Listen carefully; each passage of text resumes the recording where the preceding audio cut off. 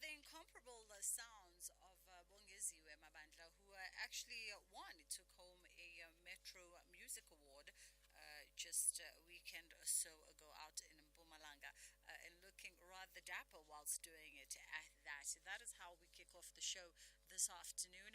I hope that you had a brilliant weekend.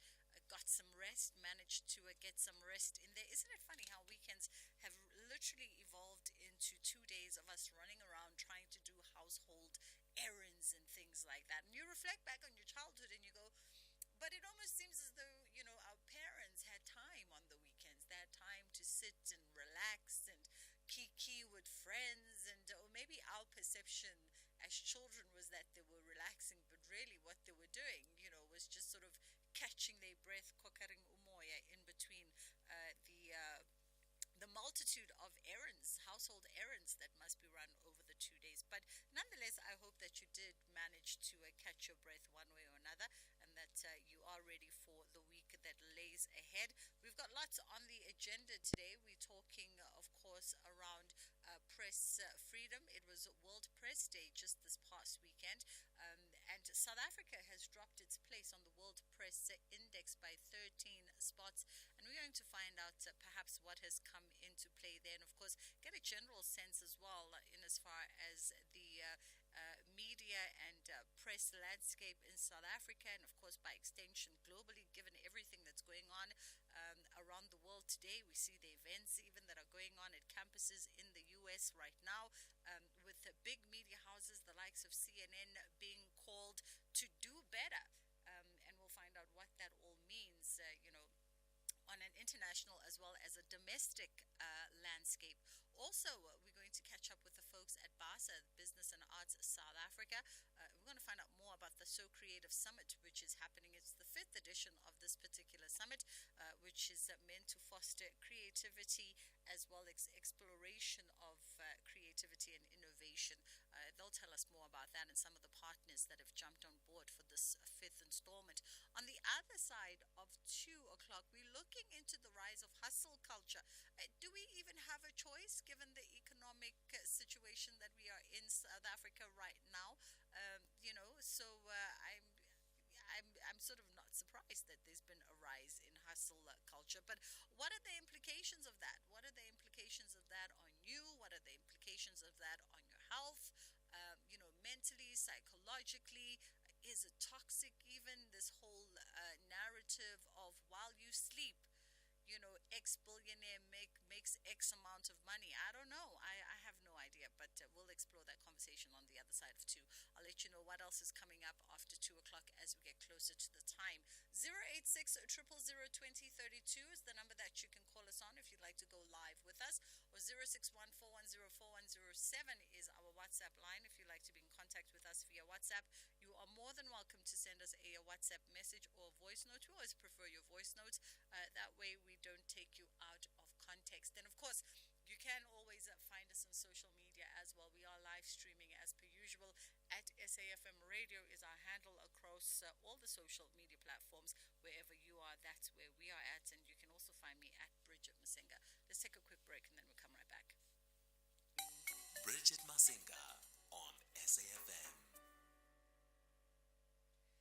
It is the full circle with myself, Bridget Masinga on SAFM, leading the conversation. So it was in Windhoek in 1991 when the UN General Assembly declared the 3rd of May World Press Freedom Day to raise awareness of the freedom of the press and, of course, to remind governments everywhere to respect freedom of expressions entrenched in our various constitutions.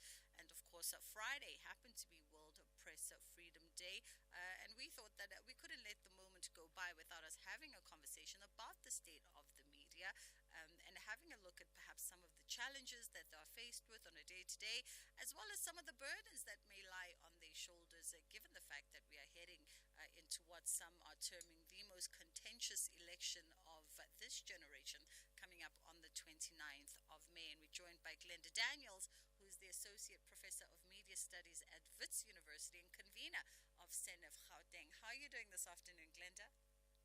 Thanks for having me. I'm doing very well, and yourself? I'm fantastic, thank you. I cannot complain. I mean, let's look at it. I did mention that South Africa has dropped a few spots. They've dropped from number 25 last year to number 38 in 2024 out of 180 countries on the Reporters Without Borders World Press Freedom Index. Does this tell us anything in particular? Yes, indeed. It actually tells us a lot because it's not just a few places, it's 13 whole points. Mm. So it's dropped dramatically. The indicators that they use, RSF, legal, socio-cultural, and safety of journalists. So it tallies all these different scores to come up with a score for a particular year. And this year, what we found was two scores that had dropped, Mm-hmm. which were economic, so meaning that the environment within which journalism and the media is operating has become quite dire. The way we disaggregate that is to mean media, there have been media closures Mm-hmm. and there have been retrenchments over the last, little while. And in the broad economic context, we have unemployment, high unemployment in South Africa, very high. As somebody said, it was the highest in the world presently. Mm. And then we have low economic growth. So all these factors made us drop. In the worldwide, at the moment, what the RSF report showed was that as half the world's populations are going into their elections, not just us, it looks like political interference is the biggest threat to journalism all over the world. Mm. Uh, and then in South Africa, of course, that's one thing we've got to watch out for. In terms of safety of journalists, we score somewhere in the 70s, which is not too bad, and that's also a comparative thing because we don't have journalists in jail and we don't have journalists who've been killed in the Yeah. last year. Yeah, and in terms of the economic indicators, I think it was a score of 58, which is very low. On the political, it was a score of 72, which is okay. And socio-cultural was the highest score we had, which was 82. And what they measured there was to say, how do South Africans view media freedom? Do they view it as important to democracy? And what kind of robust or not robust civil society do we have? And that score indicates that there's a high understanding of the role of the media in a democracy in South Africa. And indeed, we have actually quite a robust civil society. And the second highest score was 80, which was legal, meaning that the judiciary upholds the standards of the Constitution vis-a-vis freedom of expression. Very interesting, and I want to pick up on some of the points that you mentioned. For instance, around a drop in the category of the economy, and I wonder if this also speaks to from time to time we'll hear media and journalists and practitioners within the space speaking about shrinking newsrooms and how these consistent budget cuts have sort of led to a decline in seasoned journalists and a decline perhaps in the resources that journalists have. Would that be an accurate assessment? Absolutely. So, what happens during these commercial constraints in newsrooms and media companies is that, for example, during elections, in the past, say 20 years ago, you could send you two are going off to this rural area and you two are going off to that little town. And now, you can barely send one person or with or without a camera person. Now, that all affects diversity, plurality of voice, giving people voice in different parts of the country. It really affects it. And it really affects people who, have a particular problem at a voting station where they see it's not open and they don't even have a journalist that they can turn to who can then report it on TV, etc.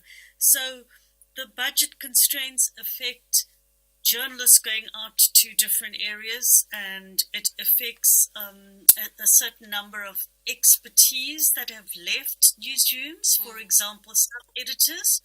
So now you would see more mistakes in media. That's very sad, of course. And it affects everything because, the more and more you shrink, the voices are shrunk. And then you're less able to play that role that you're supposed to be playing, which is to be reliable conduits of information to the public and to give factual analysis, and so forth. So, the other consequence of the shrinking newsrooms is that beat reporting, very, very important, has dwindled. So you don't get all those beats everywhere in all media. You used to get the education beat and then the books page and arts and culture. Now it's just the focus is politics and sport. So, life is a lot more than about just politics and sport. There are other things that people are also interested in. Absolutely. Let's take a quick pause here and then we'll come back and continue our conversation. Our lines are open on 061 410 is our WhatsApp line if you'd like to share your thoughts. Perhaps I wonder, as you listen to our conversation, what is your perception of South African media and the role that they play in our society and in our politics, particularly leading up to the 29th of May, this upcoming national and provincial elections? 086 000 2032 is the number that you can call us on. SABC Sport is proud to bring you the best polo match on television screens. Watch the South African national polo teams take on the best from around the world. First on the annual fixture is the eagerly awaited international battle at the Nedbank International Polo on Saturday, 11 May 2024 from 1:30 p.m. Watch live on SABC Sport as Argentina, the best of the Americas, face off with South Africa, the best of Africa. Catch the build-up, the international match, and the prize-giving ceremony on SABC Sport on DTT Channel 4. Also available on SABC Plus and SABCSport.com. Proudly brought to you by SABC Sport. For the love of the game. For the first time in 30 years, the ANC is set to lose its majority. Opposition parties have united as the multi-party charter for South Africa. A strong democratic alliance with a proven track record Can anchor a new government that serves the people. But a new government that works is only possible if you vote for it. Let's unite to rescue South Africa. Vote DA. This political party advertisement was paid for by the political party concerned. The views expressed in this advertisement are those of the political party and not those of the SABC. You're listening to Bridget Masinga on SAFM. It is the Full Circle with myself, Bridget Masinga, every single weekday, 1 until 3, leading the conversation on SAFM. And we are in conversation with Glenda Daniels, who's the Associate Professor of Media Studies at Wits University, and of course, the convener of SENEF Gauteng, as we reflect back on Friday, which was a World Press Freedom Day, and just taking stock in as far as the landscape in media in South Africa, and by extension as well, outside of our borders. And as we do that, just before we actually do take stock of the South African media and where it sits relative to perhaps the rest of, the media fraternity on the continent, just on the point that we were talking about in terms of declining budgets, the challenges that this brings up, and you speak about, for instance, certain beats being dropped, not having the human resource to deploy at various places. What is then the conversation within the sector, with the various stakeholders in as far as how do these challenges get addressed, and how do you ensure sustainability within the sector, and how do you bring back capacity in the sector so that it can, for lack of a better word, have some kind of remnants of what it used to be 10, 15, 20 years ago, in as far as capacity and ability to do the job, and to do it with all the arsenal that you require? Well, Bridget, one of the big things at the moment is how to govern data and how to regulate the big tech, because basically what's been happening over the last 20 years is right before our very noses, and the rugs have been pulled from under our feet, meaning that of course nobody thought ahead to what to do about this, because nobody knew what a big monster it would become. So basically what had happened is the old commercial models of the past have died, where media, were all getting revenue from advertising, largely advertising and sales. So people can now Google and get news for free in many instances. In the second instance, it's about a lot of people getting news from social media. So, Instagram, TikTok, YouTube, Facebook, X have all become mediums for news, but they're not really news, it's opinion. And people are sharing opinions and memes and jokes and fake news, of course, misinformation, disinformation, malinformation, sharing all that. And it's just making the media ecosystem more and more unfriendly, more and more frightening, more and more scary, and more confusing for consumers of media. So to get back to what we had, bustling newsrooms, I don't know if it's going to ever happen again, because now journalists, traditional journalists who've been trained to be journalists, are competing in a space that they've never had to compete with before. They're doing journalism 24/7 because they're chasing social media. They're doing more with less resources, less pay, and more retrenched staff, etc. It's one of the big things is to actually, at SANEV, what we did is we did presentations to the Competition Commission about a month or two ago, with the Trade and Industries Department's Competition Commission, to make presentations on how big tech can be regulated so that there's some fair compensation for local media. So, local media is not just the SABC and ENCA and Newsroom Africa and The Star and Sunday Times, etc. Local media is also hyper-local community newspapers, which have all but died. So today we have about 200 or so of them. 10 years ago we had about 500 and something. So they're dying at a rapid rate. Now a lot of people relied on those free community newspapers for information that actually had value in their lives, whether it was about a sale where they can buy furniture, or how to, where they can find a job. Very useful information that, the sort of function that journalism has to play in a society. Now these newspapers are not even there anymore, never mind the issue of indigenous languages. Besides SABC, I'm not sure how many media have indigenous languages that are promoted, that can give people access to news and media. Not too many. So also the issue of training. At one time every single media company had training facilities. So you would take people with degrees and so forth, people who made the grade in terms of how they can write, train them to be professional journalists. It's a craft, it's a profession, and you need to be trained on how to do it. You can't just sort of drop in because you can write and just be a journalist. You don't know how to write an intro. Those are very important. You know how to structure a story. Structure of a story is very important, very different from academic work. So all those sort of things, they hardly exist anymore, training institutions. It used to almost be about 20 people per, they were called cadet schools and training schools. I mean, I went to one of them myself.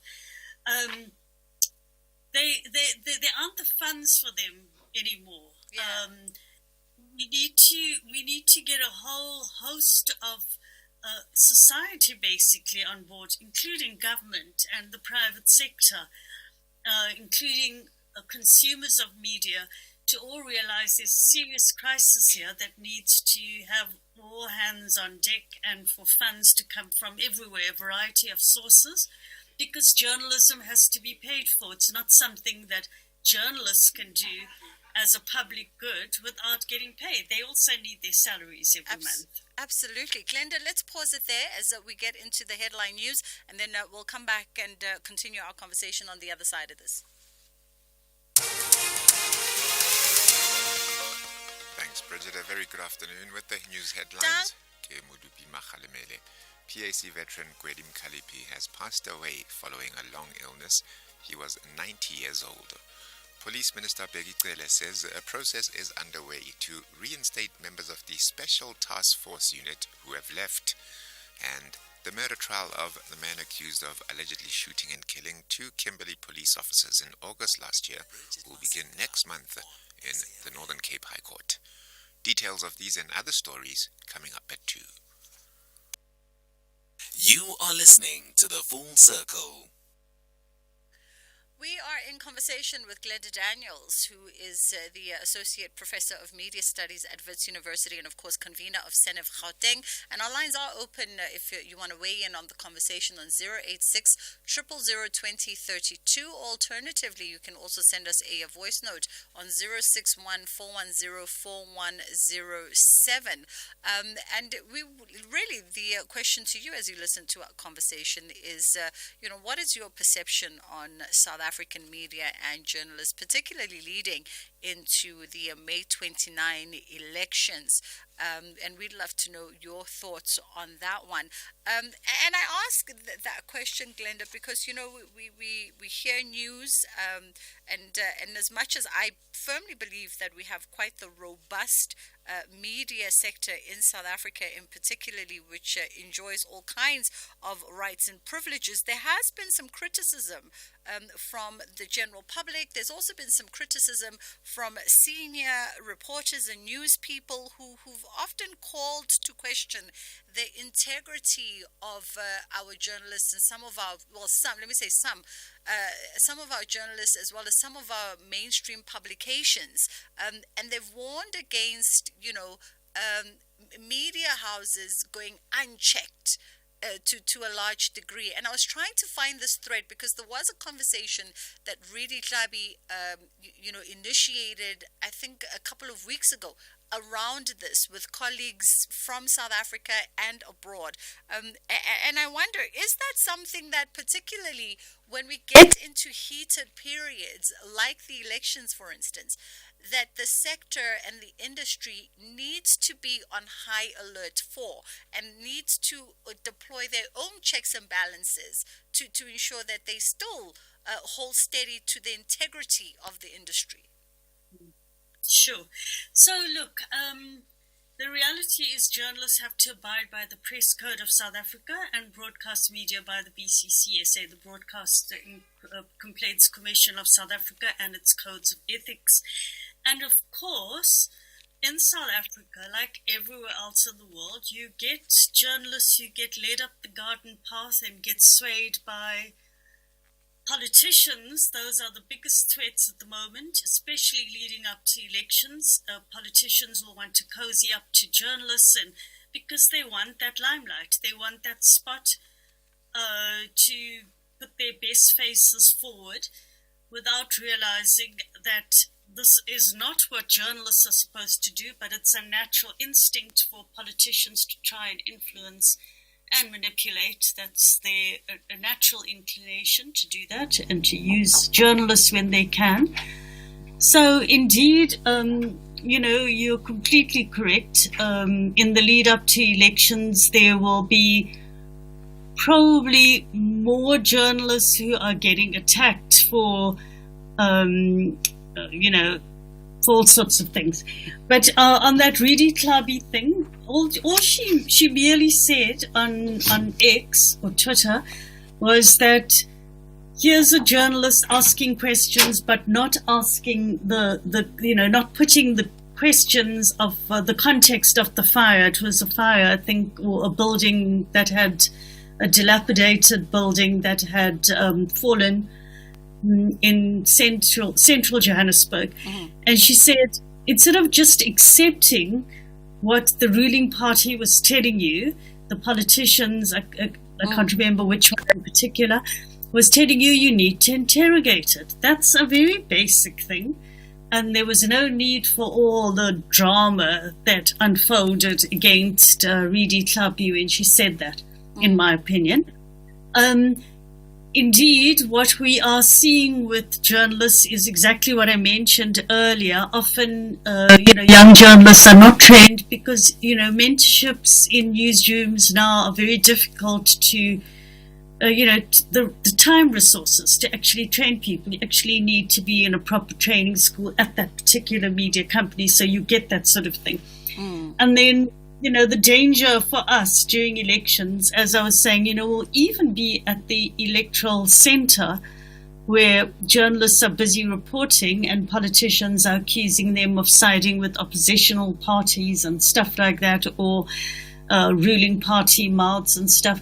It's all par for the course. It is what is going to happen. We can't actually stop it. We can just actually ensure that we are faithful to the code of ethics of journalism, to the press codes and to the BCC codes. That's the only thing to do. When in doubt, look at your constitution. Our constitution of South Africa says certain things. It gives us freedom of expression and the right to express ourselves. And the biggest erring or mistake that journalists make, according to the Press Council of South Africa, is not giving people the right to reply. So you can't go and trash somebody and then tell them they don't have a voice and they can't speak when they can. You've got to give people enough time. You've got to give people time. Otherwise, you're just an authoritarian despot. Give people time to respond and don't run with that story unless you have a response. That's a very basic 101, rule 101 of journalism, that you give people the right to reply. And that's one big thing to watch out for. Absolutely. I want to jump to Matlakala in Davidson quickly. How are you, Matlakala? Matlakala? Yes, can you hear me? I can now, Buti. That's okay. Yeah, no, I'm going to be critical, especially towards you, Bridget. That's fine. Okay, I believe that the media, especially mainstream media, is very biased when it comes to male celebrities versus female celebrities. Okay. Last week I heard you playing Kelly Khumalo's song featuring, I think, Montling Ngcobo, and then after the song you gave mostly the positive review about Kelly Khumalo. The problem is, if it was a male celebrity, because of the allegations that Kelly Khumalo is facing, we were going to hear many people saying all the songs must not be played, all the plugs will be pulled against that male celebrity. But because it's a female celebrity, the media is relaxed. We had the people like, I think, is it Katleho Maboye or something? We had Abu Zola 7, we had Abu Tol Esmo. Everything, all the plugs were pulled because of the allegations. Okay. But because Kelly Khumalo is a female, the media is relaxed. While she's facing a very serious allegations. That's why I'm saying the media is... Thank you, But Matlakala. Okay, I mean, I take your point about the media can be biased. I don't know, though, in as far as my musical trivia for the two songs that we do play on the show. As far as I know, Kelly is not officially facing any allegations at the moment. Her name has been mentioned in the court proceedings, but she herself is not facing any charges at the moment. Yes, she's being prosecuted by way of public opinion in the court of public opinion, but there's nothing official that has been levied against her. And the other examples that you bring, R. Kelly, for instance, was leveled with the dozens of cases that was subsequently proven. He was found guilty, so there was no innuendo or hearsay there. And as far as Tol Esmo is concerned, his name has never escaped my lips, with the exception of right now. So I'm sure how to. But anyway, Kojani in Kroonstad, how are you? fine, thank you, sister. I'm good, Ntate. We have about a minute, Baba. Look, yeah, I had quite a number of plans, but because of time. Yes. I wanted to talk about journalism in South Africa, reporting facts, telling us it is biased, without reporting the truth. I think we need to report the truth, not to say the story is balanced, we have asked this and this. The truth matters. But I'm just go away from that because of time. Mm-hmm. Your previous caller said the media is biased. One of the truths that in that is, I have listened to Julius Malema recently about the so-called flip-flopping, and he said when the former Chief Justice talked about Palestine, he was crucified. In lack of better words, he was crucified by the people. What the body that he. I'm running out of time, Baba. Let's get to the question or the comment. So what does the media say regarding that? Because they never followed up to the people who said to the Chief Justice or to Zondo. Zondo said, what is it? He said he will never do this, he will never do that. But there is no balance in everything. Okay. I think I get your point. Unfortunately, we can't get into the merits of every utterance and every statement and sentiment as per politicians that they make. But maybe in closing, Glenda, let's touch on the theme of bias, because that's what's come up from the last two callers. Your parting shots. Well, Bridget, everyone's going to say something's biased if they don't like it, so it's the way it is. If you want your views affirmed and somebody's saying the opposite of that, you're going to say, oh, that's biased or that's not truthful.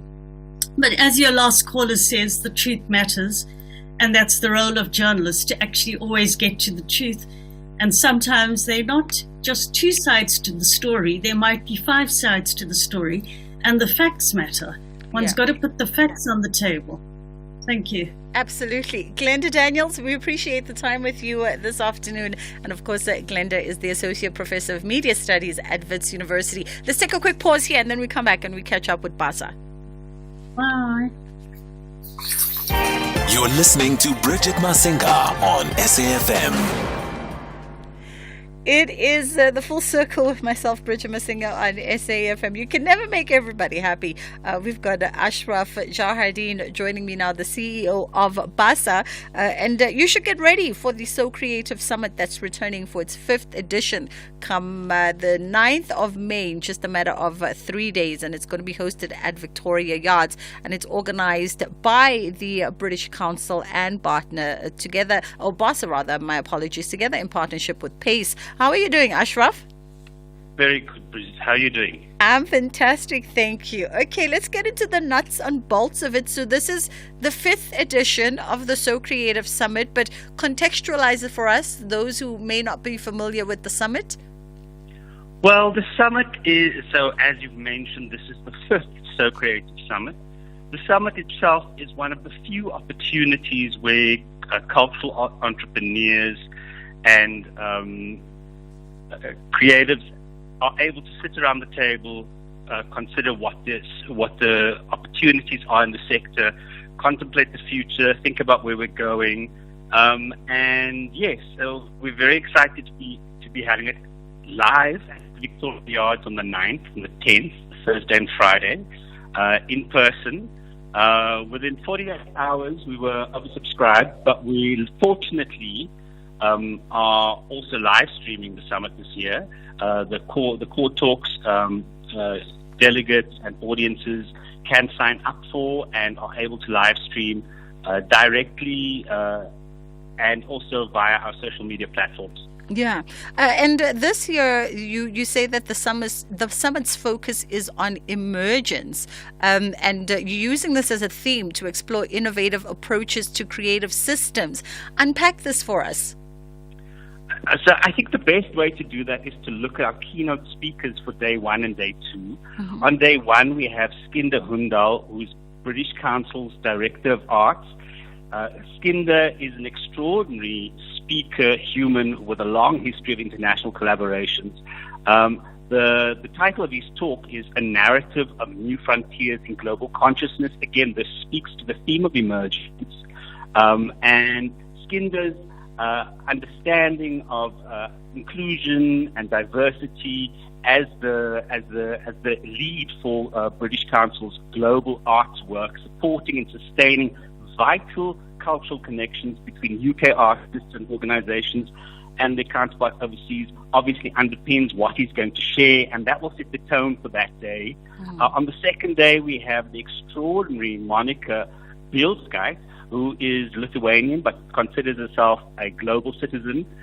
She calls Johannesburg her new home, and the theme of her keynote for day 2 is Tomorrow's Tango, Creativity and Technology. It focuses on the exploration of new ideas and concepts. So really, this fifth summit is, let's say, the pinnacle of Pan-African and a global gathering of cultural entrepreneurs, creatives in the cultural and creative industries, looking at what the challenges and opportunities are, and also brainstorming what the future might look like. And I think that really is the heart of emergence.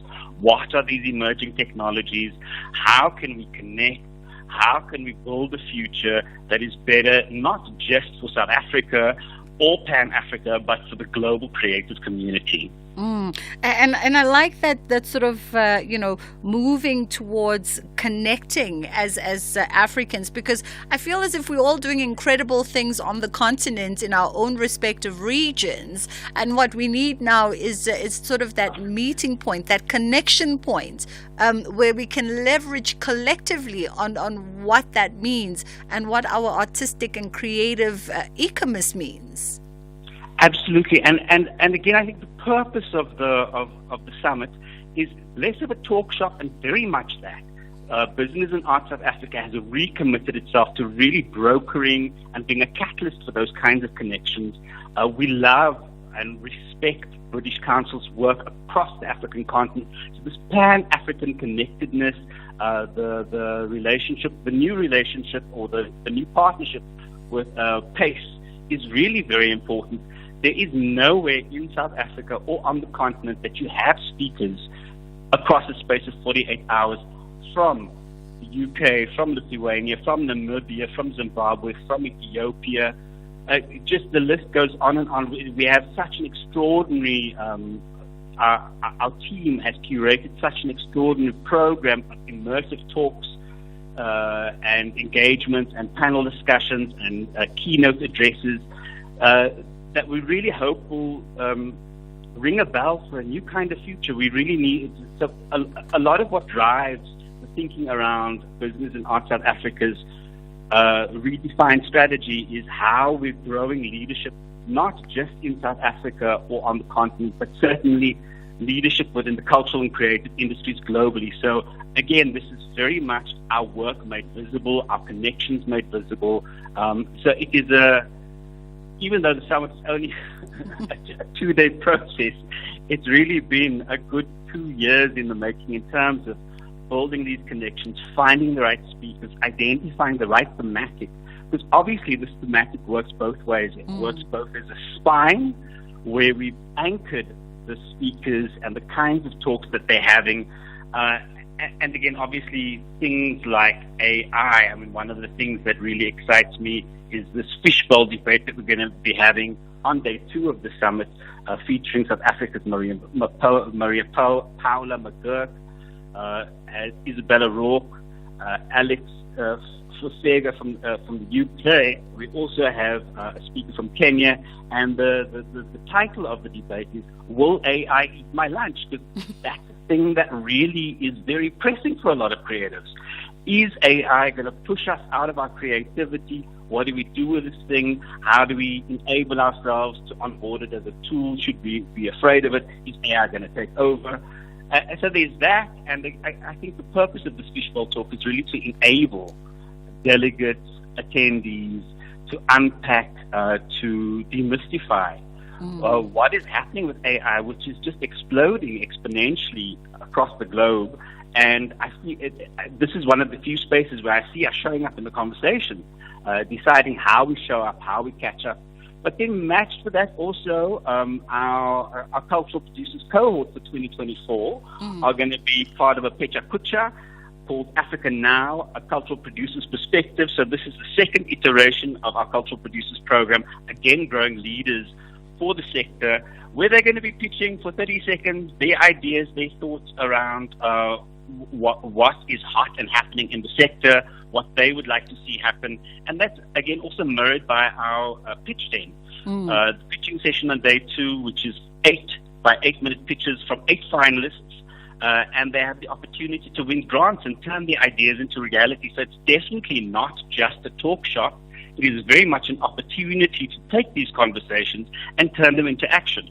I like it. I like it a lot, Ashraf. And I chuckled to myself as you talked to us about that talk coming up, Is AI Eating My Lunch? Because my mind instinctively went to a talk that was held at South by Southwest a couple of years ago, where they posed the question, who runs who, the algorithm or me? And I think of how far we've moved from that particular discussion. It definitely sounds like a 2 days of summit that would be worthwhile for anybody within the creative sectors. It's such a pity that as you listen to us right now, Ashraf led with the fact that it is already oversubscribed. But as we let you go, by way of the digital platform where people perhaps can, log in and partake in the summit, those who can obviously not secure a seat physically now, just to confirm the website, it's socreativesummit.com. It's socreativesummit.com. Also, just to say, the brain cannot comprehend the negative, so we're not saying no. You can still visit socreativesummit.com and sign up on the waiting list. So there is still a chance, if enough people fall off, that there might be a physical seat. But certainly you can visit all of our social media platforms. We're on Facebook as So Creative Summit, 3 words. We're on X, formerly known as Twitter, as So Creative 2022, and we're also on Insta, of course, as @SoCreative Hub Summit. And going to the website, you'll be able to sign up for the stream, for the live stream, which is open to anyone.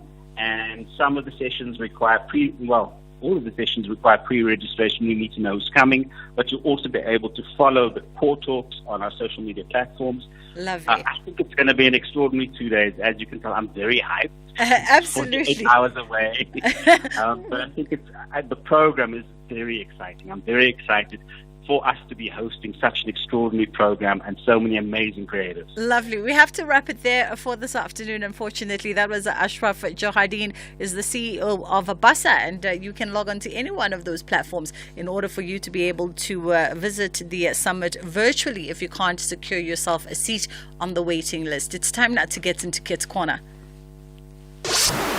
This program is brought to you by SABC Education, enriching minds, enriching lives.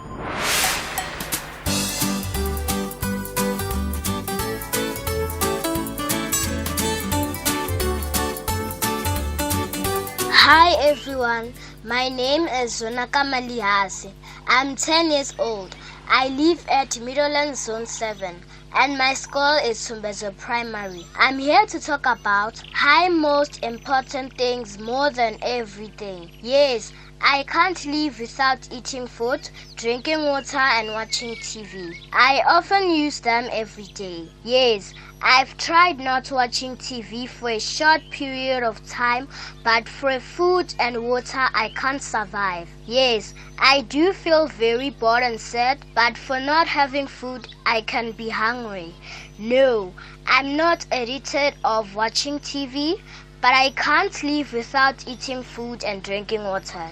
To survive not having TV, I can keep myself busy by studying my books and reading. Thanks. Good day everyone, my name is Amungazamiana. Today I will be talking about 3 things I cannot live without. The first thing I cannot live without is a phone or a device. I use it daily to stay connected with friends and family and to access the internet for information. I tried giving it up for a day and I felt disconnected and anxious. I realized I'm a bit addicted, but I am working on reducing my screen time. The next thing I cannot live without is music. I listen to music every day and it helps me stay relaxed and focused. I tried going without music for a week, but I felt distracted and disconnected. I'm not addicted to music, but I do rely on it for my mental well-being. The next thing I cannot live without is books. I read books every day and it helps me escape reality and learn new things. I hope you guys learned something new today. Bye, see you next time. Hello beautiful people of Mzansi, my name is Mzansi Shangwane.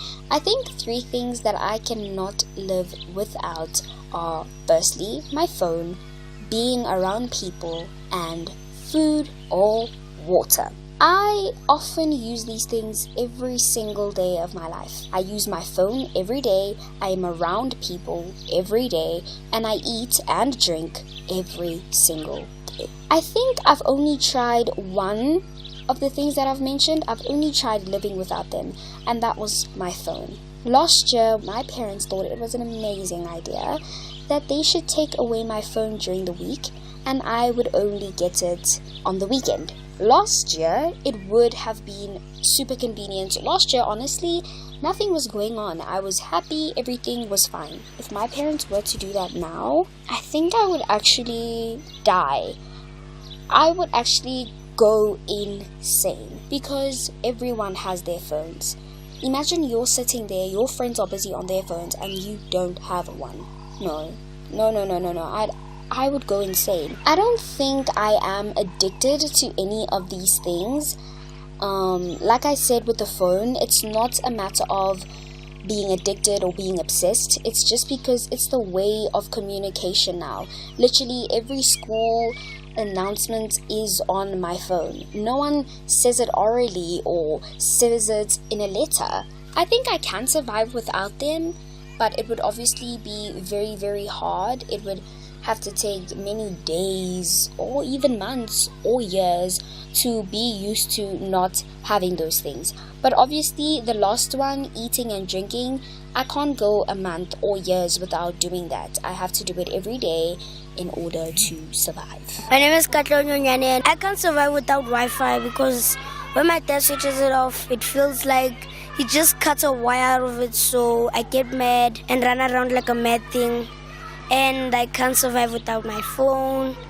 I can't survive without technology because technology is all I have. Because TV, a phone and Wi-Fi, I really need those things to keep me entertained. And I don't actually get a lot of attention because I don't really like going outside. I cannot survive without my bike, my friends, TV, and food. I can only survive with food because it helps you stay alive. And I cannot survive without my friends because if I had no one to play with, I would just stay in the house and do nothing.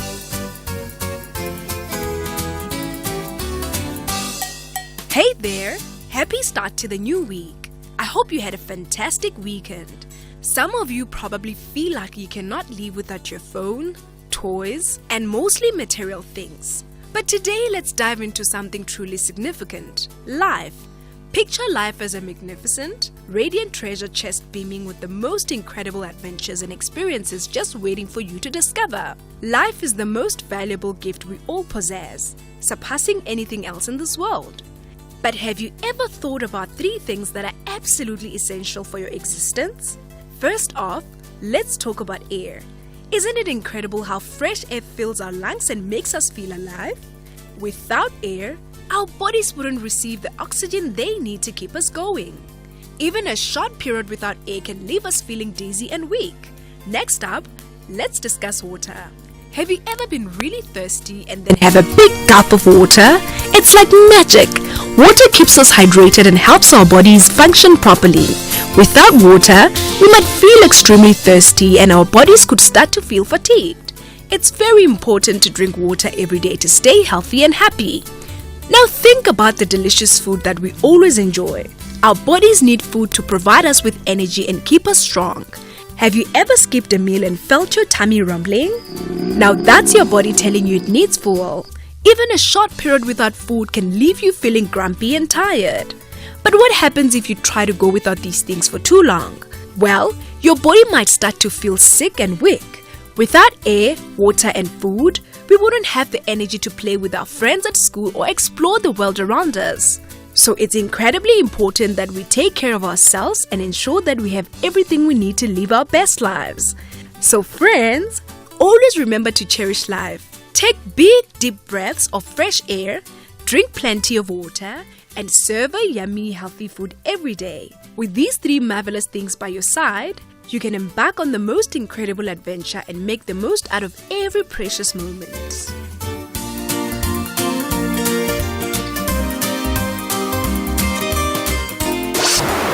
This program was brought to you by SABC Education. Enriching minds, enriching lives.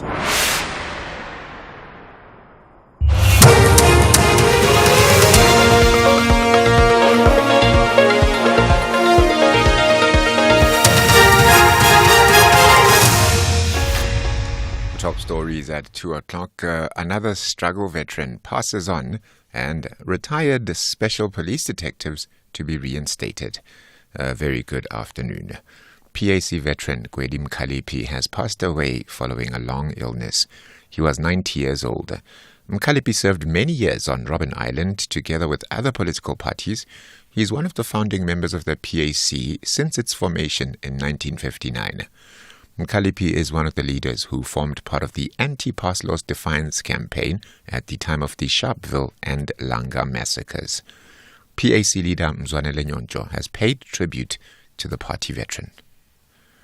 Pan-Africanist Congress of Azania sadly announced the passing of Tata Bridget Masinga, a long-standing leader of the PAC from its formation in 1959. The underground structures after the burning in 1960, the PAC in prison, and he did sterling work in harmonizing the PAC mission in exile with the underground and comrades in prison. The family and the PAC will make further announcements soon. Police Minister Bridget Masinga says a process is underway to reinstate members of the Special Task Force unit who have left. About 58 members of the elite unit have left for private security companies. Concerns are being raised over the exodus of members that the SAPS has spent more than R1 million to train. Masinga says the recruitment program and recall of detectives are part of the police's plans to strengthen their fight against crime. He told the media in Pretoria that STF members would be offered better packages. Last week, the National Commissioner led the discussion that improved their conditions and their remuneration in a very significant way. And everybody that is in there, among those that are there, everybody has agreed that I'm going nowhere, we're staying. 2 things is their conditions improved, but also they say they're here for the badge. They love the work they do. I think the bleeding has been stopped. Those that have left have been spoken to. There is a process, as I speak to you, that they're getting reinstated. The murder trial of a man accused of allegedly shooting and killing 2 Kimberley police officers in August last year will begin next month in the Northern Cape High Court. Daniel Alberts, who has undergone a 30-day psychiatric evaluation, made a brief appearance in the Kimberley Magistrates Court. He's accused of fatally shooting the officers attached to the Kimberley Flying Squad following a high-speed car chase. The officers were reportedly shot and killed while trying to apprehend Alberts, who was wanted in connection with the theft of a car in Bloemfontein. NPA spokesperson Mojalefa Senokwatsani. Daniel Alberts has made a brief appearance in the Kimberley Magistrate Court, and the matter has been postponed to the 5th of June. He is accused of having killed 2 members of the South African Police Services in Kimberley. The accused was previously sent for 30 days psychiatric evaluation. He is remanded in custody. City Power in Joburg says about 300 meters of underground cable was stolen along the M1 near Bloemfontein last week. The incident sparked the blaze, which in turn led to power outages in Parktown, Newtown, Bloemfontein, the Joburg CBD and surrounding areas. City Power spokesperson Isaac Mangena could not provide a time frame of when power will be restored to the affected areas. After up, the team will start making preparations to lay a new cable to replace those that are badly damaged. We want to assure the residents that we are committed to rehabilitating the damaged electricity infrastructure and be able to restore supply as soon as we're able to. However, this will really take some time, and we will basically give updates as and when information and work continues. And to end, the cast of The Lord of the Rings has paid tribute to their co-star Bernard Hill, who has died at the age of 79. The actor who played King Theoden in Peter Jackson's trilogy died yesterday. Elijah Wood, Billy Boyd, Dominic Monaghan and Sean Astin, who played the four hobbits in the movies, told Comic-Con fans in Liverpool in the UK that they had lost a family member. Recapping the top story this hour, PAC veteran Gwedim Kalipi has passed away following a long illness. He was 90 years old. For SAFM News, Kemudupi Makhalemeli.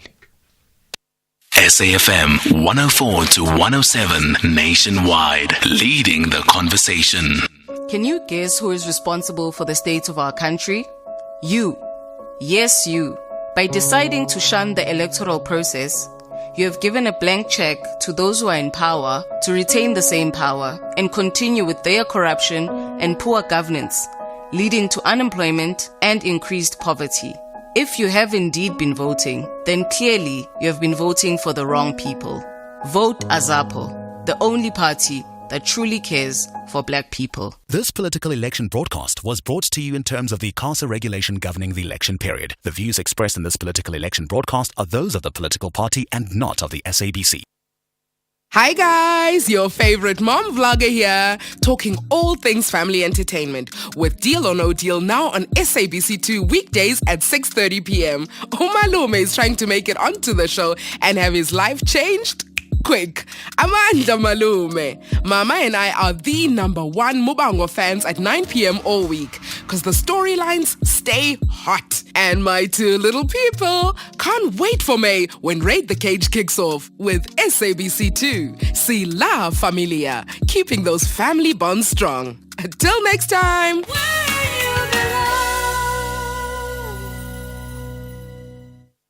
The final stretch comes with high emotions and pressure keeps mounting. RB Leipzig are gunning for maximum points on home soil, but their visitors from Bremen believe in the power of 3 points. They want victory for themselves. This is the Bundesliga. Football as it's meant to be. Catch RB Leipzig versus Werder Bremen on Saturday 11 May at 3 p.m. live on SABC3. Also available on SABC Plus and SABCSport.com. Hashtag We Love It Here. Proudly brought to you by SABC Sport. For the love of the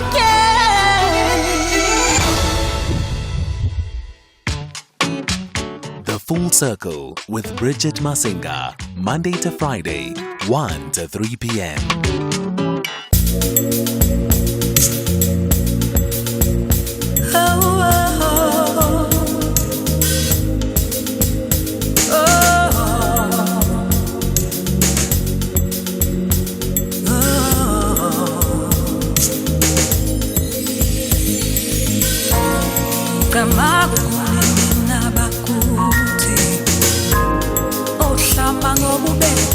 Hlamba ngegazi ndilo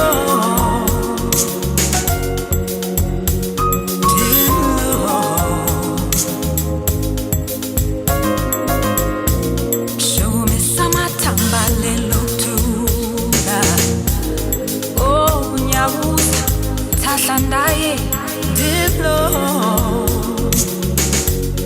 oh ndilo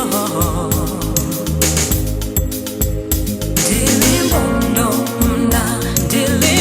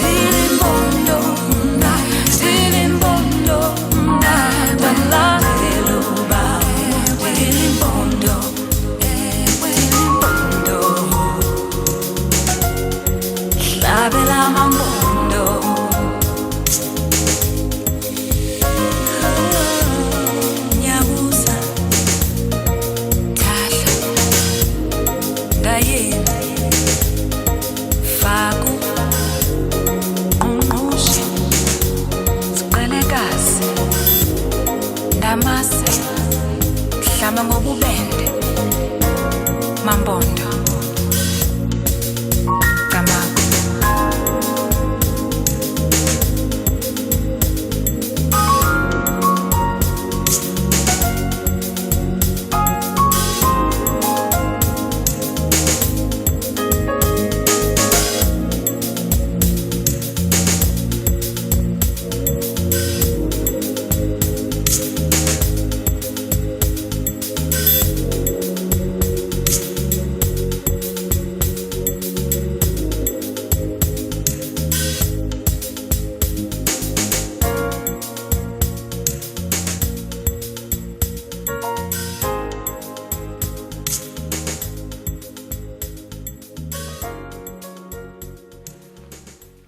It is Zonke coming through with Ndilimpondo. She's got a new song. And I think it samples, is it Umdur? It samples one of the legends, the Kwaito legends. And she's doing incredible things, actually. Did you know that right now she's been getting her pilot's hours in? Last time we chatted to her on The Art of Everything, very briefly in the evening. She still owes us an in-studio visit. She was actually undertaking her pilot's license. So she was getting all her flying hours. Quite interesting, right? So one of these days you might be able to charter a private plane and, if you can afford her, maybe she'll even oblige and be your pilot to wherever you're going. Lots to still discuss in the final hour of the show. We're looking at hustle culture right now, and we're talking about Team No Sleep. And all the implications of that, because I think it can also be a bit of a toxic culture that we are fostering. You know what I mean? It lacks balance to some degree. It lacks balance, the appreciation of a well-balanced life. But we'll find out more. That could just be maybe my perception of Team No Sleep. We'll find out more from our career coach who's joining me in just a matter of moments. Let's take a quick break and then we'll come right back. The National Pulse. But I mean, the same can apply then to, and it's a different issue, but the same can apply to former President Jacob Zuma as well. So both of them, it's like they may not be competing against each other, but in fact, there are posturings that are taking place on the national stage. Zuma, his agenda, by the way, he hates Cyril Ramaphosa. And he hates Cyril Ramaphosa mainly because he thinks that Cyril Ramaphosa jailed him. So his interpretation of his imprisonment recently is that he was imprisoned by Cyril Ramaphosa. So he wants to punish Ramaphosa. He's on a personal mission. So how does he do so? He wants to make sure that the ANC under Ramaphosa loses power. And he would then emerge under MK to be part of those who are going to negotiate a deal to lead South Africa after the elections. That's the game that Zuma is playing. Political analyst Prince Mashele. The National Pulse with Ashraf Garda. Weekdays, 3 to 6 p.m. Bridget Masinga on SAFM. Let's talk about hustle culture. Let's look at the rise of hustle culture. Let's talk about Team No Sleep. And see whether or not this sort of sentiment is also toxic to some degree. I don't know. I think it's probably one of those conversations where it just depends on where you lie, which side of the line you lie. And there are people who say that anytime that they hear that a young person is lazy and they don't want to work, they roll their eyes at the sentiment because they firmly believe that this generation of youth are hardworking people. They focused, they dedicated, they're holding down more than one job at any particular time. They're hustling, they got side gigs and all the rest of it. And so we thought we'd have a look at this and everything that it sort of brings along with it. And we've got our career coach, Usbusiso Nkosi, joining us today in studio. How are you doing? I'm good, Bridget. How are you? I'm fantastic. Cannot complain at all. I mean, nothing from my side. No complaints. Yeah. It's all good, man. It's all good? Good, man. I love it. Okay. I mean, let's look at, the interesting thing is the term hustle. Yes. Has sort of evolved over the years, right? Yes. Because I remember about 10 years ago, if someone said, what do you do for a living? And you said, I'm a hustler. Yes. People would be like, oh, so umahlalela. You go from corner to corner with no direction, no focus, no ambition, when you're just a chancer. Yes. You know what I mean? Yes. And then I think that probably hip hop kind of claimed the word Yes. and gave it a new energy, a new vibrancy, and a new Yes. definition by watching the rise of the hip-hop mogul. Exactly. Yeah. I mean, the culture, definitely, you're 100% correct, Bridget. It changed it to, I mean, now we're saying standing on business, right? Yes, So yes. now we stand on business every day. So it really changed it to doing anything that you can to make sure that you don't leave money on the table. So it's basically you as a resource exploiting yourself to the fullest, to the max as a resource to say, wherever I still have the strength and the energy to bring in an income, that's exactly what I'm going to do. So now it sort of like has a positive connotation, but I think people still misinterpret it a little bit, and then they don't sleep, and then it's the medical conditions, and then it's the Yes. mental health, So I think we need to speak about how do we then balance everything. Yeah, and that's the thing for me is that it's bred, it's gone through this positive evolution, and we love what it's done Yeah. to a particular generation. Millennials who sort of galvanized behind it and claimed it for themselves, and then Gen Z and all the other gens came along. But now, to exactly your point, people then will go, yeah, but you've got the same 24 hours as Beyonce. Yeah. And I'm like, Beyonce's got a team of 200. Exactly. Whose sole job is Beyonce. Yeah, and a brand that she built like over a long period of time, And I think that's where we get lost, Bridget. It's like, yes, you are a resource. Yes, you have to exploit yourself as exploit actually sounds wrong, but let's use that term for now.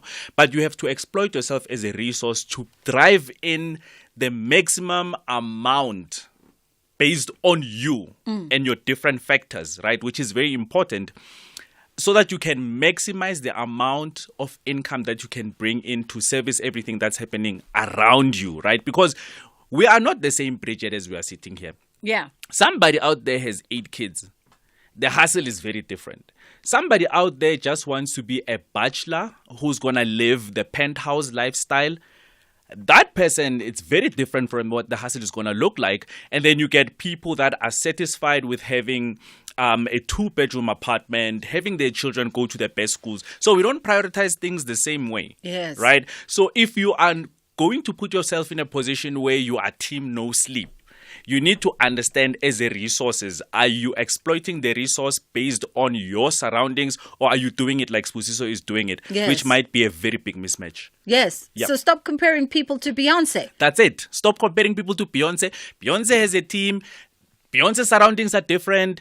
I mean, Jay-Z had money before, Yes. Beyonce even had money. So, some people, like, for example, somebody was saying to me, but Coach Sbu, a lot of these life coaches are making a whole lot of money. Did you see their houses? And I was like, yeah, but that one, I know her. She's married to a rich guy. So Yes. at least she has a good start. You see, me, I had to start my business from the ground up during COVID, So my no sleep was directed at something different. Right. And then also the seasons are not the same. There's times where I have to work very hard because that's when we are busy. And literally there's days where I'm napping twice a day. Yes. And that is okay as well, So Absolutely. Yeah. Absolutely. I love what you say because it speaks towards, context, understanding context of yourself. Yeah. Against other people, because society has built this thing. We use her as an example, but even if we look at social media, for instance, siyaqhathanisa. We're comparing, but you're comparing apples to someone else's melons. And context is so key in this conversation. Bridget, I deal with, this is a nice thing about being a coach. I deal with people every day. You'll be shocked at how different we are. I mean, I always knew we were different, but you're sitting with client number 1. On the same day, you have 5 sessions. You're sitting with client number 2, client number 5. It's 5 different stories. 5 different stories, 5 different priorities, 5 different elements in the environment, where they come from, where the location is, where they work, what profession they're in.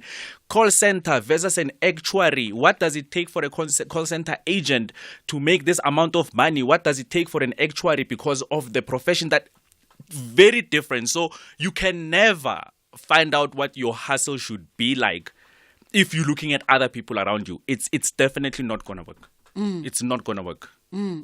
Sure. Listen, there's a lot to this conversation. And of course, as always, if you want to chime in, we welcome your thoughts on this. We're talking hustle culture, hashtag team no sleep. Where do you stand on this? Particularly if we're looking at a work-life balance. 086 000 2032 or 061 410 4107 is our WhatsApp line. If you'd like to share your thoughts and views, you're more than welcome to send us a voice note. And we touch around the toxicity of it all, right? Because I'm a firm believer in a work-life balance. Yeah. And I feel as if the way we are now positioning hustle culture with this, you have the same 24 hours as X, Y, and Z, it's now also festering this toxicity Yep. that's going to circle back one day, and we're not going to like what it looks like. Horribly. Bridget, if you look at the stats and you look at, I don't have the numbers right now, but I know that mental health, the burden of mental health in South Africa, it's costing us a lot of our GDP. And if you check at what those numbers look like, and basically what it means is that we get to a point where our mental health is so affected, we become a burden to the system. Either because we are no longer productive in society, either we've moved to substance abuse, we find ourselves in trouble and so forth. So, I mean, like, there's a whole study around that. And that's where the toxicity actually comes in. We are trying to keep up all the time. Everybody's chasing this person. This person is chasing that one. You are chasing people who you don't know where they started. You don't know what they're studying, right? It's an example that I made. Somebody who starts, they come from a poor background, they started a call center. They build themselves, from the call center, they move up. At some point, they register to become a chartered accountant with their own money. That person's progress is going to look slow. I'm not saying it's going to be slow. Yes. I'm saying it's going to look slow than that child who went straight into varsity, did the BCom accounting because they paid for it. So by the time this one starts articles, probably that one is now at a level where they are in management in a big, top accounting firm and whatnot. Yeah. When you are comparing the two without context, you're going to be like, hi, when Amarintanga Zakuzama chartered accountants, why bona are they at high level when you just finished your articles and whatnot? You don't understand the background. The funny thing about being adults is that sometimes we get to a point where we all look the same, but we're actually still very different, because our background still count. So if you're going to live your life like that and listen to all of these comments, mental health is going to suffer. And sometimes it can be fatal, Bridget. We know what happens with people that suffer with mental illness for long periods of time. Some of them have left us, Yeah. So I would be very careful. I think there's a self-conversation that you need to talk to yourself and say, these are my goals. These are the factors around me. This is what my hustle is all about. Every cent that I think about bringing home is for this specific purpose. Whether you are single, whether you have kids, people still sending money back home as well, right? So your story is very different. Don't write it like your neighbor just because you stay in the same complex. It will not work. Absolutely. And I think what you're saying also speaks to sort of the... perhaps us understanding the benefits that lie within, hustle culture Yes. and securing the bag. Yes. But also then understanding that in contrast to the drawbacks Yes. that this kind of system also brings. Yes. So the question is, what is the bag? What does it take to bring in the bag? And how much is it going to interrupt the rest of the important things in my life when I chase this bag, right? We made an example. Yeah. If I had this great plan with my wife or partner, and then we said, 3 kids, private school, suburb, simple life, apartment, right? When I wake up in the morning to secure that bag, it must serve that. Now, when I change the contract, and all of a sudden now I'm like, nah, I actually feel like the penthouse lifestyle. I start falling short. Yes, you're fetching the bag, but I start falling short in spending time at home, with the family, with the kids and so forth. So something gets compromised. So you need to ask yourself, what is the bag for and what does it compromise? Because most of the time we are affected when it starts affecting other people as well. And some people will say like, yeah, but then it sounds like it's better not to have children and then and whatnot. Even a person who's single can be at a point where they are chasing their bag at somebody else's standard. You understand? I'm in the same sort of like space with a person like Uvusi Thembekwayo, for example. Yes. I'll never chase that kind of bag, right? Because our background stories and circumstances are actually not the same. What I he can was do, Vusi Thembekwayo 20 years hey, ago. wena, you understand? I just turned 40, mina manje, you understand? So what I can do is look at inspiration and say some of the things that he does, I want to incorporate, right? But if I was to say without context, I need to start doing. Bridget, I don't know what stuff I would start doing to get to that kind of bag, and I don't know what it would interrupt in my life and my family if I was to try and accelerate quickly to get to that point. So there has to. You can benefit big time from it if you have context, but you can really get into trouble. Yes. Mental health wise, and sometimes even prison wise, Bridget, because now you're trying to move way too fast. Then you start getting into the wrong stuff. And that, I think, Sbusiso, also speaks to the pressure that we exert upon ourselves, right? Yep, definitely. Yeah. So that's why I'm saying, for me, Bridget, apart from, and we'll speak about this just now, apart from institutionalized hustle culture, right, where the work environment is like that, in most cases, it's us. It's a self-conversation, right? Okay, this is what I want to achieve. This is a direction I'm supposed to take. Let me do a little bit of research. Sometimes your research is not right, right? So like I said, your research will make you say, okay, these are the top 5 people in my field. So these are the people that I need to chase. But you don't go back and check the context of how they got to where they are. So you start putting that pressure on yourself, and then you start running with everything, and then you get frustrated. It happens a lot with entrepreneurship, especially. And now you find yourself that you are falling behind. Why am I not getting these deals? Are people not liking me in the industry? Self-doubt, mental health, all of that kind of stuff. And then you're getting into the wrong deals because you're trying to accelerate. So definitely the pressure that we put upon ourselves, it starts there. It starts with self, unless if it's institutionalized, but also that one sort of like has a hybrid of where it's self, but is the institution as well. Yeah. Yeah. We're definitely going to get into that on the other side. And I'd love to know, as you listen to us today, where your viewpoint is on this. Are you naturally and innately a hustler yourself? You're driven, you're focused, you're going after your dreams at any and all cost? And is it actually costing you? Is it costing you, some of the things we're talking about, your mental health, the relationships that you have with your friends and your family, even perhaps your relationship with self, that you don't have time to plow into the goodness of self because you are so focused and so driven to what it is that you need to achieve. We're using the street colloquial term that the young people, in case you were listening and you're going, and you're a baby boomer and you're going, what is this chasing that bag?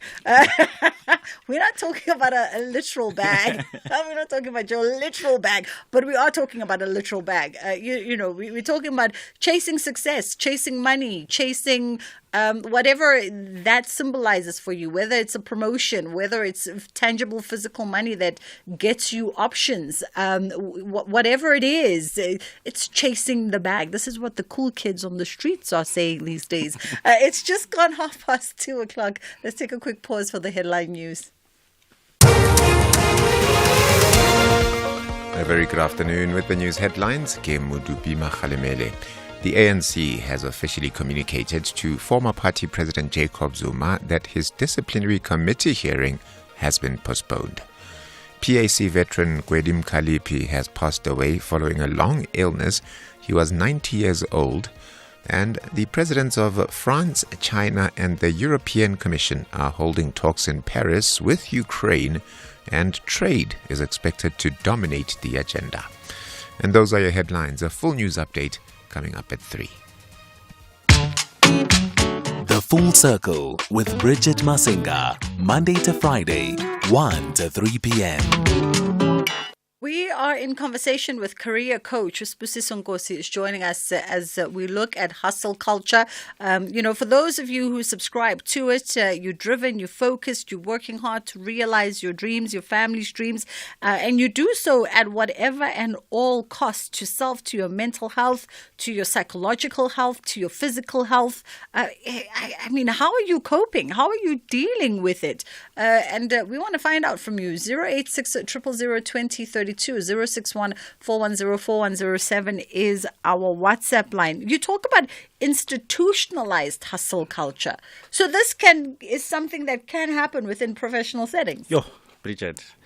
And it's a very it's a complicated conversation, right? Corporate in its nature is fast-paced. Okay.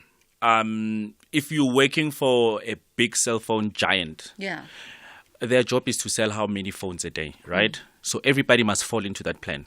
So when they're saying to you, we are a high performance culture in this organization and everything is fast paced and we put in the work, we put in the extra time and whatnot, that's when it becomes institutionalized, right? So it's like you don't have an option here, to say, okay, me as part of the team, I will be the one who's relaxed and then you guys will be the one who push. No, everybody pushes in that organization, in that institution, right?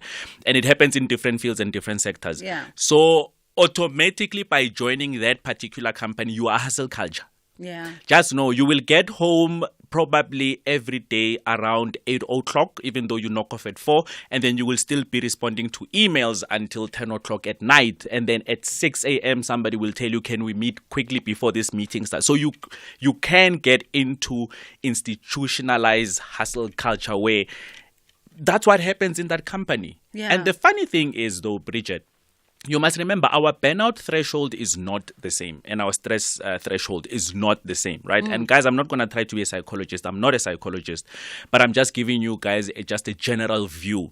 How you burn out and how long it takes for you to burn out and how long it takes for me to burn out, it might be different. And also what that burnout looks like, it might not be the same. Mine might need 3 naps and then I'm back. Yours might need you to take a little bit of time off. That's why you'll find that even in those high, fast-paced, institutionalized hustle culture sort of like organizations, you get 2 groups of people that are telling you two different worlds altogether. One will tell you that, oh, this place is so toxic, I don't like it. And then one will be like, what are they talking about? I'm actually thriving here. You understand? That's because the burnout threshold, the stress threshold, and maybe your appetite for adventure, it sort of like differs. But it definitely can be institutionalized. It might not be intentionally, but it does happen at the end of the day. So, yeah. Yeah. And funny enough, you talk about this, and a friend of mine, I got some friends in banking, at executive level. And a friend of mine moved from the blue bank to the turquoise bank. Because not the green bank. Yes. The tree bank. And he was thriving at the blue bank. Yeah. Thriving as heading up his teams, got to the turquoise tree bank. Yeah. And suddenly all those things you talk about, the burnout and the incapable of sort of catching up to the pace. Yeah. Because at that level, it's now meetings at 9 p.m. because we can't meet during the day, because during the day it's this, and the other. And you're running your teams, you're doing this, it's you're doing traveling. that. It's a lot. Yeah. And I remember having a conversation with him saying, so are you regretting the move? And are you, because the move, what are we saying? When you move upwards, vertical. Yes. The vertical jump was incredible. And the remuneration that came with it was exceptional. Yeah. So does that not balance the demands? It took about 2 years. Only this year is he finally settled and finding his feet at that pace. It takes forever. Yesterday I read something on LinkedIn. So it's a story of a candidate who went for a job interview, and then it was a position was it's a very senior position, executive level. And then after the interview was done, he called the recruiter, so left the company, called the recruiter and said, the interview went very well. They liked me. I can probably land this job, but when I'm looking at the demands that are required, I don't think I'm ready. I only realize when they ask the questions. So I think I would rather stay at this deputy level for 3 more years while I build my skills and attributes and understand my stress threshold, my burnout threshold. How do I cope with, because those were the questions they were asking. Yes. How would you cope with this and that? And the person was like, I don't think I'm ready for this. So we need to be ready. Research the kind of environment that you're going to work in, and also listen to the interview questions. I think that will tell you what kind of culture is happening within that organization. And also, I mean, like Bridget, I won't fault the companies that much because sometimes it's seasonal, right? So come December where we need to sell more cell phones, you understand, it's like, okay, maybe that's the season where we're going to have to pull a little bit harder.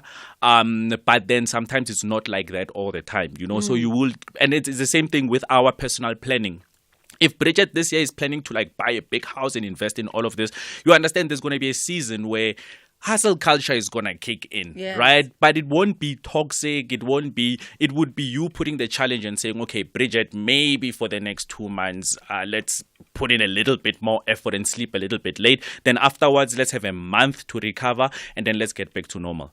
So you can even plan it nicely. And in some environments, it's just not possible. Let's go to WhatsApp and see what's on your mind. It would be you putting the challenge. Well, I mean, that's not WhatsApp, but we're just quickly refreshing our WhatsApp, and then we'll head on over to WhatsApp in just a matter of moments. Okay, let's talk about the balance also. We touched on it a little bit.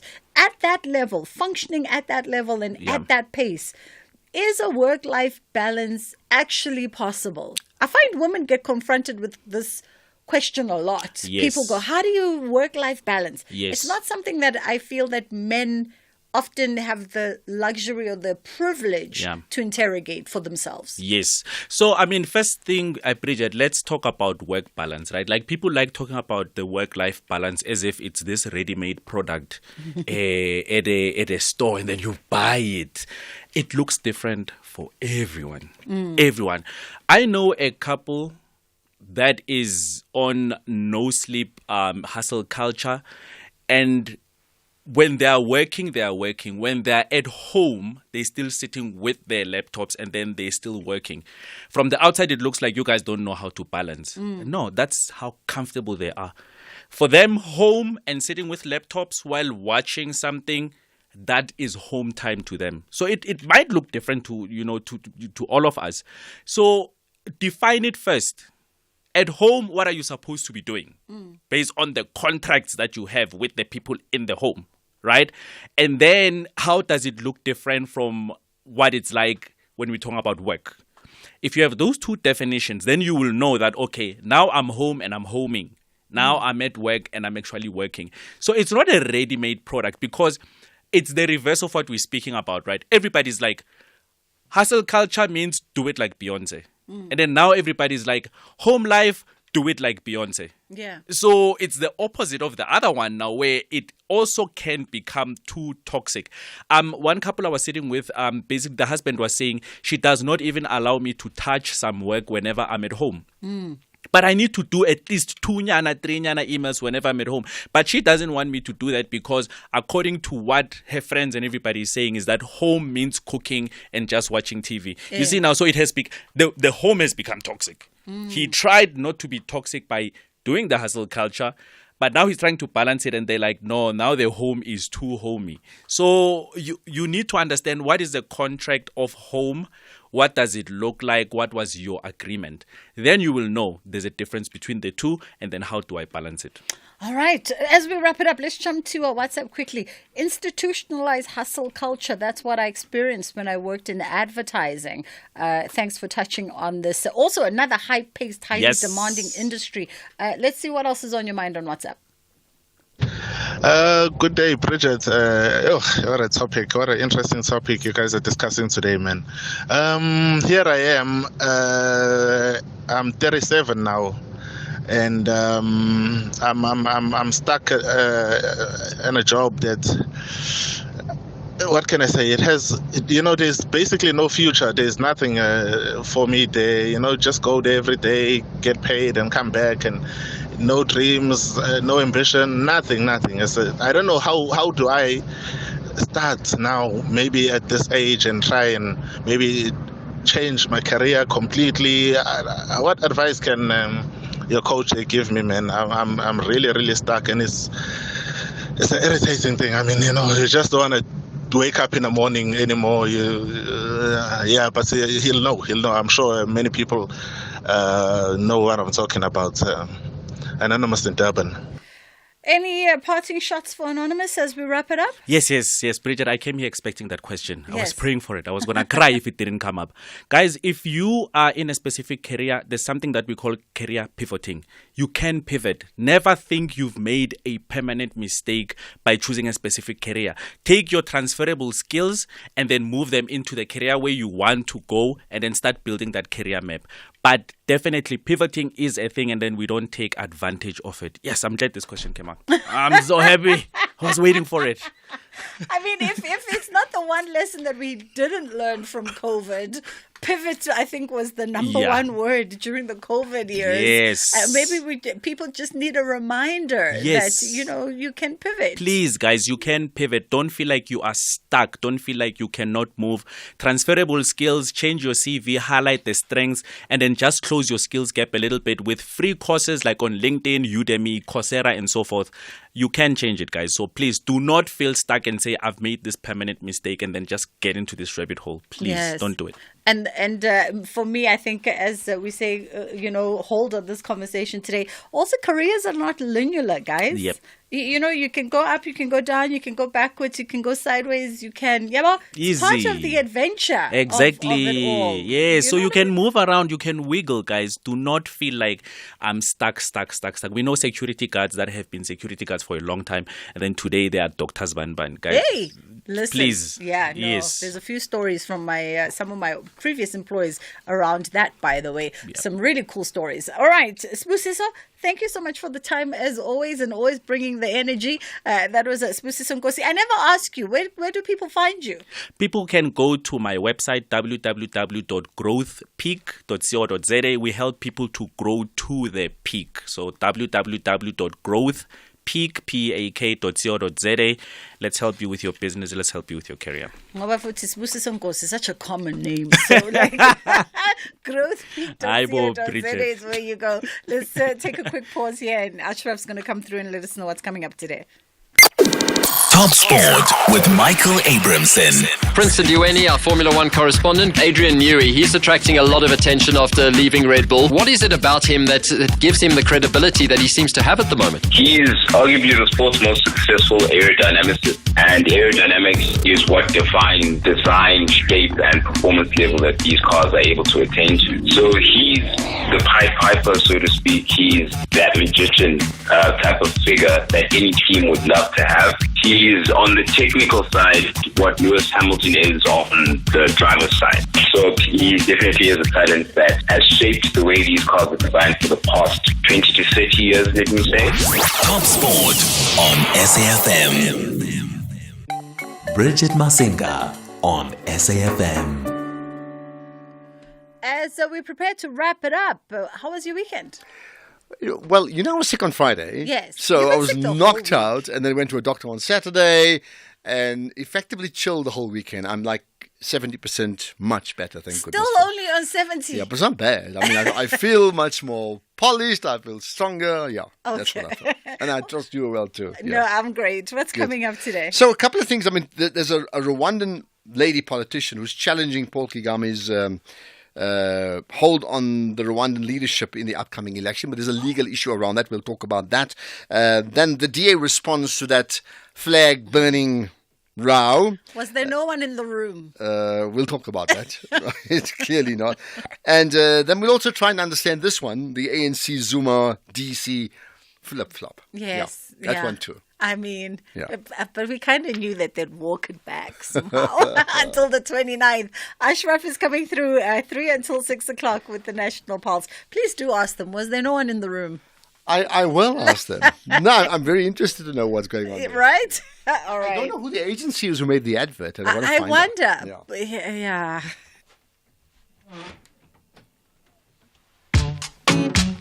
The Full Circle with Bridget Masinga, Monday to Friday, 1 to 3 p.m. Some things just take the wind out of your sails. I think a lot of us, when we saw that particular commercial being posted on social media this morning, a lot of us just didn't know what to say, except to ask, was there no one in the room? But anyway, as we prepare to wrap up the show today, we're going to catch up with Tom Mkwanazi, who's the Chief Executive Officer of the Wholesale and Retail Sector Education and Training Authority. And they are collaborating with the Sekhukhune TVET College, and they've launched the Sekhukhune Skills Development Center in Groblersdal, Limpopo on Friday. And they'll tell us a bit more about that. How are you doing this afternoon, Tom? Good afternoon, Bridget, and to your listeners, I'm well. And you? We are fantastic, thank you. All right. Firstly, let's get some context around the Wholesale and Retail Sectors Education and Training Authority and the mandate that you guys oversee. Our mandate is to facilitate skills development within the wholesale and retail sector. There are 21 sectors in South Africa, and we are grouped according to economic sectors, and we are established in terms of the Skills Development Act, and we report to the Department of Higher Education and Training. Now, this past Friday, you've launched in partnership with the Sekhukhune TVET College, the Sekhukhune Skills and Development Center. Yes, we've done that. One of our jobs is to support TVET colleges and community colleges. So in 2019, we then approved a project of about 146 million rands to support the college with the building of the infrastructure for the Skills Development Center. Which includes a retail hub, agricultural hub. It includes other trades like electrician, millwrights, and all those related services for young people to get an opportunity to learn and be skilled in those particular trades that are relevant to agriculture and retail. Let's talk specifics as well in terms of just some of the programs that will be undertaken at the center. There will be a program in retail because there is a retail hub there. So it could be warehousing, it could be sales and operation, it could be agriculture, agro-processing. It would be fitting and tanning, it would be electricity, it would be millwright, it would be mechanical, petrol mechanics, yes. Okay, quite I think, we always talk about young people getting trained in skills so that they can actually go out there and harness opportunity. Why particularly within the Groblersdal community? Obviously, they made an application through to us. However, we're looking at a number of applications. However, the issue is that we're focusing on rural areas because we know that a lot of young people move from rural areas to urban areas because there aren't a lot of centers in those areas to allow young people to get skilled and also stay in that particular area so that they can create opportunities there through either starting their own businesses. We know that when a person is an artisan, they've got really an opportunity to start their own businesses, but also to really get opportunities in terms of working in the mining environment. As we would know that not far from Groblersdal, you've got Bakersford, where there is a huge mining opportunity in that particular area. So that's what we're looking at, but mainly just to create economic development in rural areas. And is this something, Tom, that perhaps alongside with the Department of Higher Education and the respective other departments that fall within the WNR CETA, is this a program that perhaps can be extended beyond Limpopo and get into other regions, other rural and, peri-urban regions? Yes, we before that on a Monday, not on a Monday. I'm sorry, on a Tuesday we were launching another center in Ritz in Free State for a community college. Again, we are investing about $100 million. Again, it's a center similar to the one at Sekhukhune. We've got another one that we are going to start building soon in the Eastern Cape, in the Ntabankulu area at Ingwe TVET College. We've just approved another one, again, that has not started, that is going to be in KZN. So we're looking at different areas. Obviously, we can't be everywhere because you know that funding is not enough. But as a CETA General, we are... for the past 4 years, they've invested over 750 million rands in various areas, including Western Cape, including Limpopo, including and other community colleges. Some are not as big as the one that I've indicated to you. Yeah. And let's quickly touch on also exploiting these resources, because young people are obviously always looking for opportunity, whether it's for skills development or opportunity to better position themselves within the workforce. And in terms of exploiting the resources in these centers, how does that work for them? Obviously, they'll have to approach those TVET colleges and community colleges next to their own areas where they are. But if they want more information, they can also contact go to our website, which is www.wrceta.org.za. So we post out all that information there. Soon we will be launching a career guidance platform as a CETA, where all these opportunities that we are talking about will be upscaling them and sharing them with a lot of young people, and we want them to interact with this platform that we are putting in place. Yeah.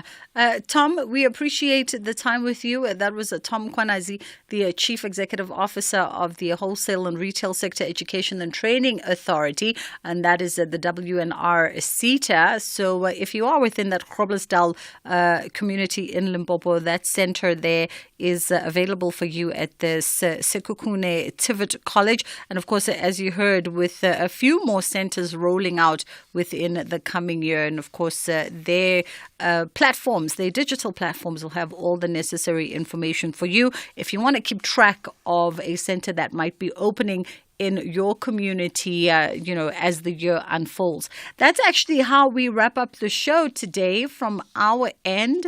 It's always a blast being in conversation with you. We really appreciate it. And I think we appreciate it even more the fact that you also, yes, we see you logging on to our social media streams every single day. It's growing from strength to strength. So we appreciate you also, just deciding to see us in Technicolor. Do they still say in Technicolor in the digital era? Well, that's how grown I am, right? That I still remember when people would make reference to in Technicolor. But yeah, hopefully you've enjoyed our conversations today, and thank you for partaking in them. If you've missed anything, as per always, we direct you to safm.co.za, where you can go and catch up on the podcast at your leisure. I know sometimes we have guests on the show, and they, share all kinds of pertinent information that's pertinent to your life or the life of loved ones, and you may not be in a position to write and take everything down, but this is why we put up everything on our podcast, so that at your leisure you can then double back when you have all the necessary tools at your disposal to just capture whatever information that you need to capture. That's how we wrap it up.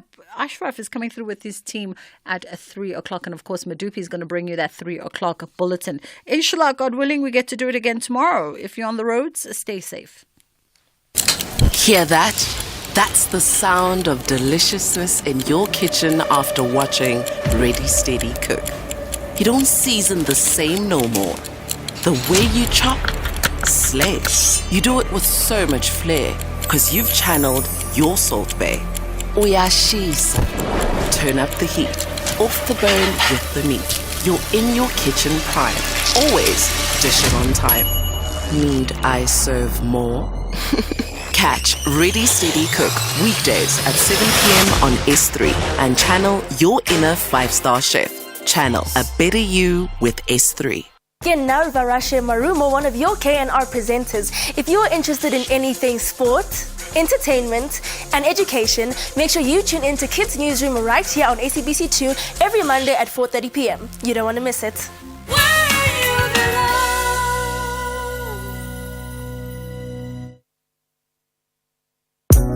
Phuma namkosi ndiyaphuma ndifihle kwingozi nentsha nayo yonke imimoya thatha indawo njengosomandla sindisa impilo yami kwababantu abalunganga kuba namhlanje ndibonile uba silwe nenyama silwa nemimoya namhlanje ndibonile uba asilwe nabantu thi silwa nemimoya asilwe nabantu thi asilwe nabantu thi silwa nemimoya asilwe nabantu thi asilwe nabantu thi silwa nemimoya silwa nemimoya silwa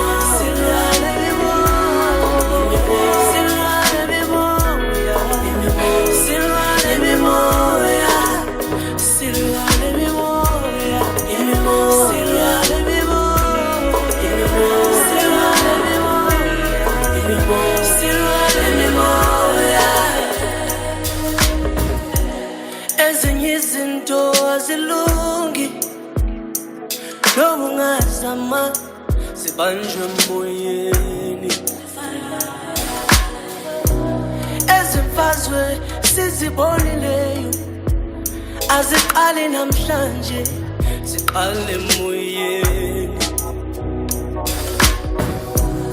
ngoba emoyeni kuyaliwa emoyeni emoyeni emoyeni